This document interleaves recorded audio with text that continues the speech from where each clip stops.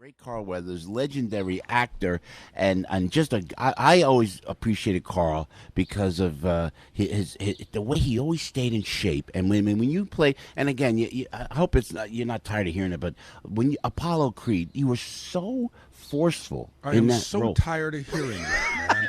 I am so tired of hearing how great I was.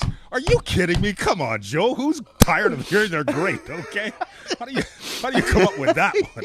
I tell you, but you had to work out, Carl Weathers. You had to work out when you were with Stallone. Was it you showing Stallone how to work out, or did Sly come over to you and Do you say, want me to lie? "Yeah, please"? You want me to lie? Why? It was me showing him how to work out. There's the lie.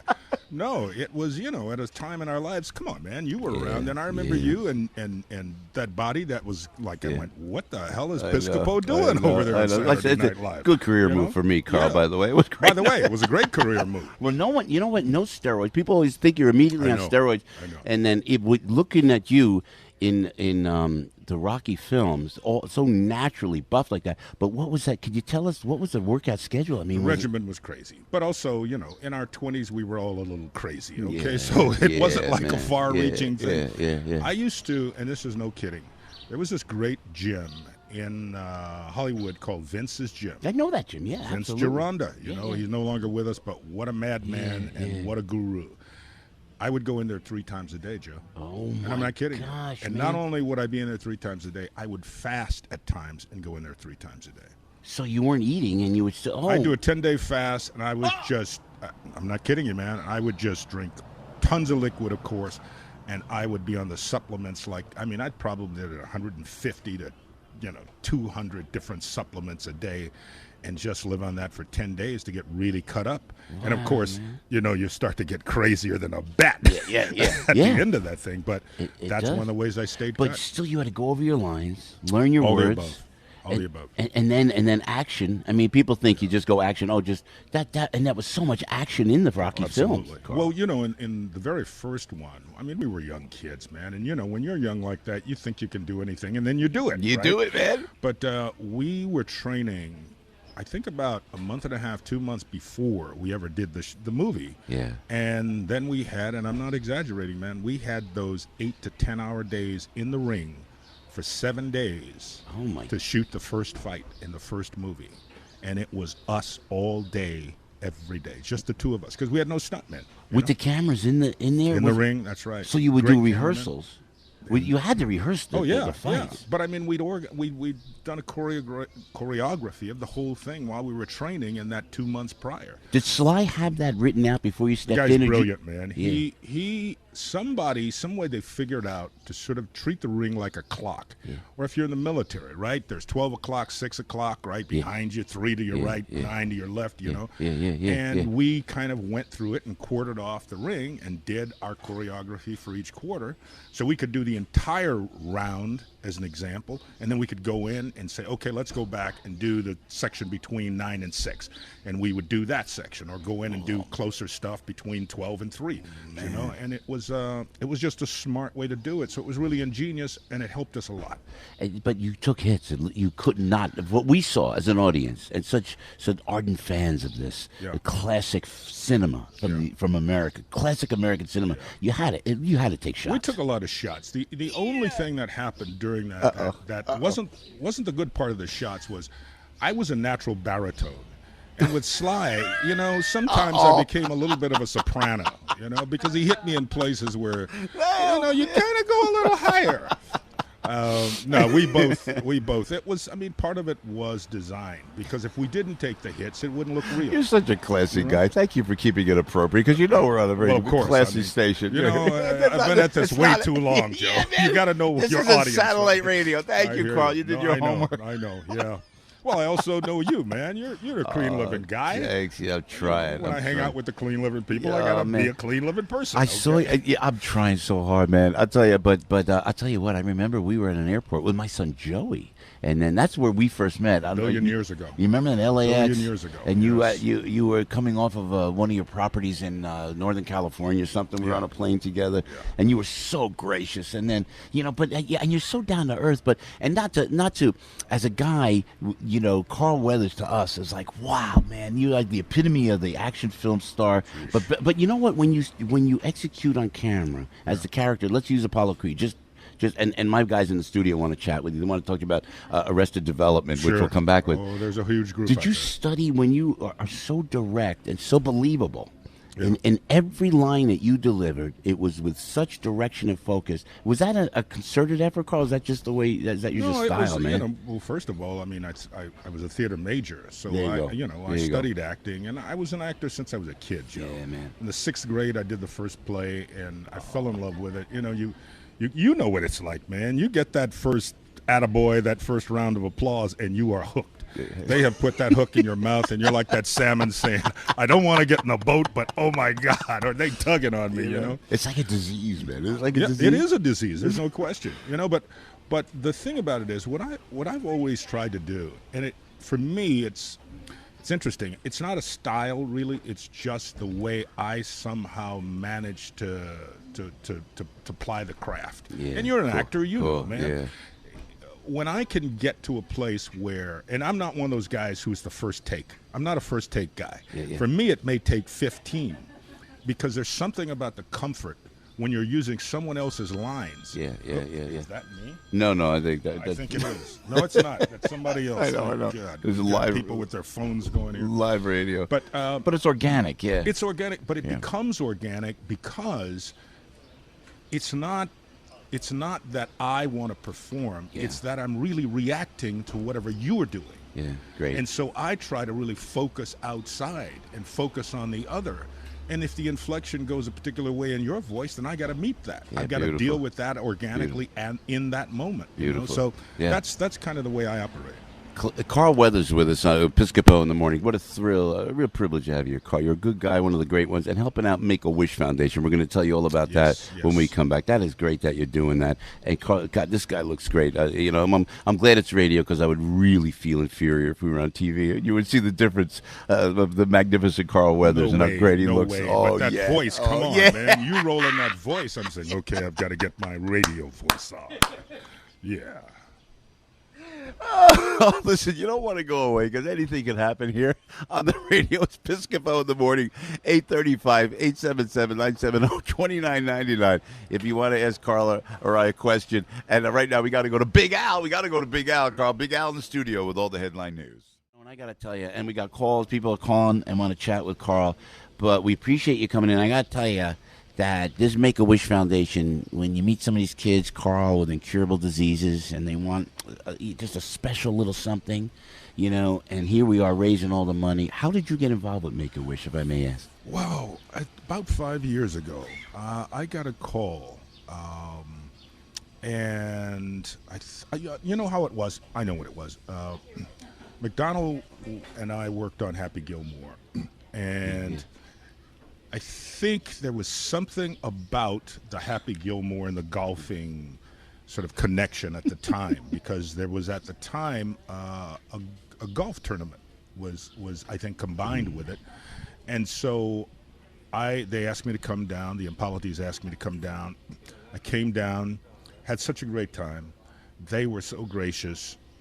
They did such a great job of putting this together, and for folks who aren't going to be here or aren't close to here, really, if you can next year, if you can't this year, if you can next year, you got to come down because, first of all, it's an extravaganza with the car show and then the rally. These cars, I'd say there's probably easily $5-10 million worth of cars out here in the middle of Celebration, Florida, that people bring in who contribute from all over the country, and they bust their cars in and truck their cars in, man. It's amazing. But I got involved, and it just seemed to be such a well-run operation, and Jim and his brother Jeff do such a great job, bring so many people in.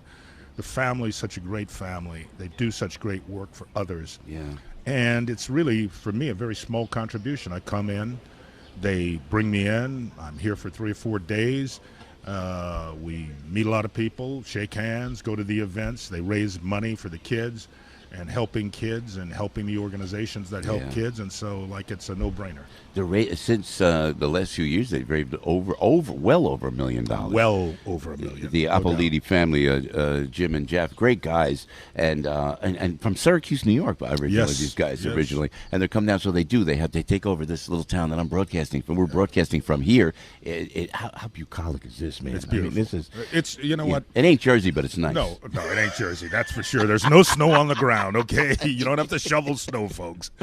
No, it's definitely beautiful though. I mean, it's like Walt Disney Burg on steroids.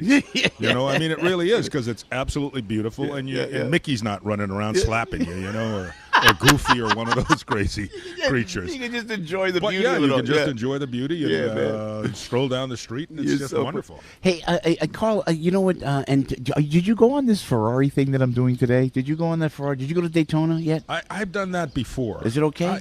It's wonderful. Yeah, but you're a real man, Carl. Look, you're a guy's guy. I'm afraid I'm going to get nauseous in the car. No, you won't get nauseous. You know what? What? You may. Okay. Your sphincter may tighten a few times. Let's just put it that way, okay? Keeping it appropriate again. Let me tell you, but these guys, they get on the pedal, my friend.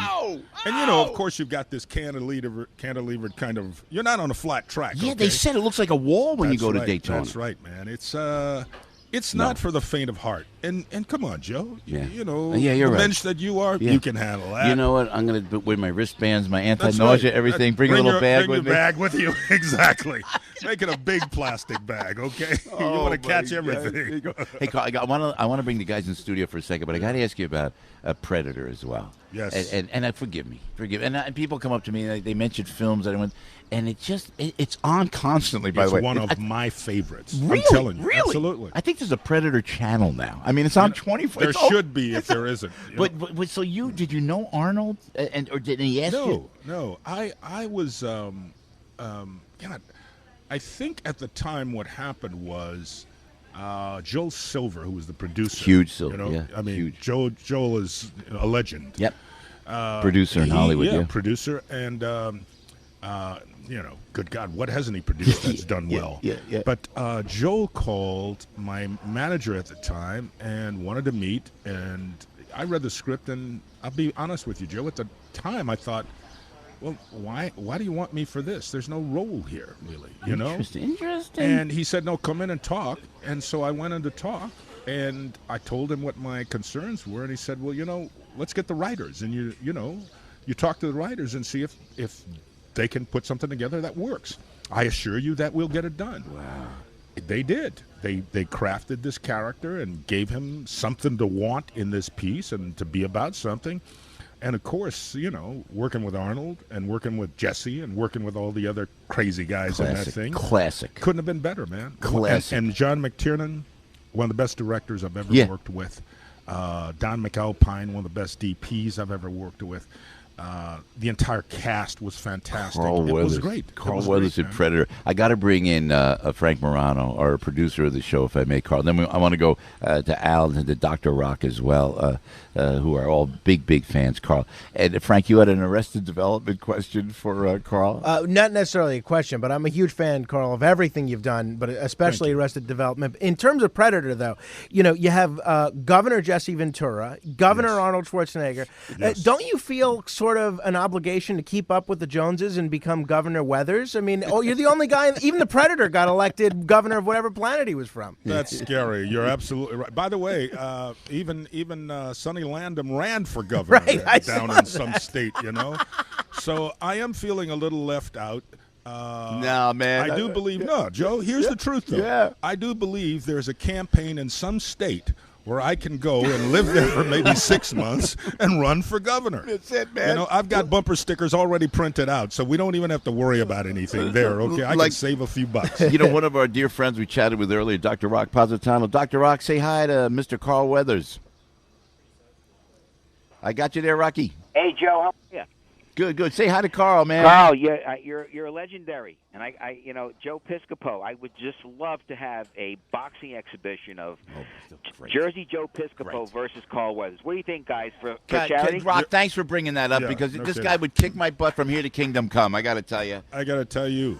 there's not enough money for me to go get in the ring with Joe Piscopo. I have seen him, and I know what New Jersey guys are like, okay? Ain't going to happen, buddy. Ain't going to happen. Hey, Carl, Then, if I could just interject on something. You know, many, many years ago, we were in a restaurant in New York City, and I was very friendly with Joe DiMaggio, as Joe DiMaggio loved Joe Piscopo. So one day we were there for lunch, and Don King comes in. And he comes over and he says, "Oh, my God, Joe, great to see you." So Joe says, "Hey, Don," he goes, "how do I meet that guy Apollo Creed?" I'll never forget. DiMaggio wanted Is to meet that right, Apollo Rocky? Creed. He really funny. asked that. That's great. You know something? All I got to say is only in America. Yeah. Only in America. That is great. Rocky, thanks. Al, you want to say hi real quick? I know you do, buddy. Carl and I met years ago. He doesn't remember this, in 2003 out in San Diego during the Super Bowl. He remembers. No, he doesn't. But one of my favorite films, other than Predator, is You in Action Jackson. That was Oh, my goodness, one of yeah. my favorites. Yeah. And you working with Vanity and Sharon Yes. Stone. I mean, come on. Yes, both were really tough to work with, really hard to look at. Let me tell you. I suffered so much in that And film. the kid that you made faint during that movie because you couldn't Yes. carry a gun, the whole thing was Yes. hysterical. Great Yes. stuff. We had some great, that was another Joe Silver movie. We had a lot of Really? fun. Yeah. Yeah, when we were making Predator, Joel and I talked, he loved blaxploitation, right? He loved it. I mean, Joe's like a walking encyclopedia when it comes to movies. Yeah. So we talked about movies, and he said, we ought to do something like that. And I said to him, you know what? I'm going to work on an idea. Yeah, man. True story, Joe. I would go in every evening when I wasn't hanging out with the guys, and I would scribble down story ideas. And I finally came up with a story idea. And I was on set one day, and I was trying to find a title. And our crew consisted of Australians, Mexicans, and Americans. Huge crew on Predator. And I was talking to one of the Aussie guys one day, one of the crew guys, and he was talking about dating this girl and falling for her, and he said, "I was in like Action Jackson." There's my title. Bingo. There's my That's title. great, man. And that's how the whole thing came about. This is great. The great Carl Weathers with Piscopo in the morning, 8:50 right now. One And, other quick Debbie- question, if I can, Joe, because I know Debbie's a big fan of Carl's too. But a fella I used to work with, Carl, Warner Wolf, said when you guys did Rocky IV, that it was supposed to take 3 hours to film that scene, the famous exhibition match scene, but it ended up taking 2.5 days because James Brown kept forgetting the words to "Living in America." Is that true? And how did or is that something that Warner just made up over the years? Maybe he was sitting at a different angle and had a different perspective. I wouldn't say it wasn't true. There's no way we could have shot that in 3 hours. There's no way we couldn't have shot. We were lucky to get it in 3 days. No, James Brown remembered everything. By the way, there was a track playing, so how could he? And there were so many. I mean, to that point, there are so many different angles to that. He shot the heck out of Joe. that. You know. I mean, first of all, look at the dancers in the theater and the whole thing. Just shooting that, you couldn't have shot it in 3 hours. But man, you got right with it, man. When you we came had up, we had such a great time. Was it fun? Look, for me, that's one of the greatest moments on film. Ah, when Apollo comes up and is dancing with James Brown. Who in his right mind in this business, in the entertainment industry, can say they were on stage dancing with James Brown in a major motion picture? Oh, come on. It is great. Hey, it's Piscopo with Carl Weathers, the legend Carl Weathers, 8:52 right now. We're going to tell you with all my heart. I always say this when I meet somebody special. You truly are one of the great ones. Thank you, you're Joe. a great guy. You're grounded, and we, not only the guys, the women love you, but the guys, it's hard to appeal to both guys and gals like that. So thanks for all that you do, and thank you. You're a big brother as well, big brother for big. Well, I was involved marginally a long time ago. But now you're helping out the Make-A-Wish Foundation, helping kids with incurable diseases. Well, God bless you, man. Anything I think you can do to help kids. It makes sense. It just makes sense because the old line that you hear a million times, "They are our future," is true.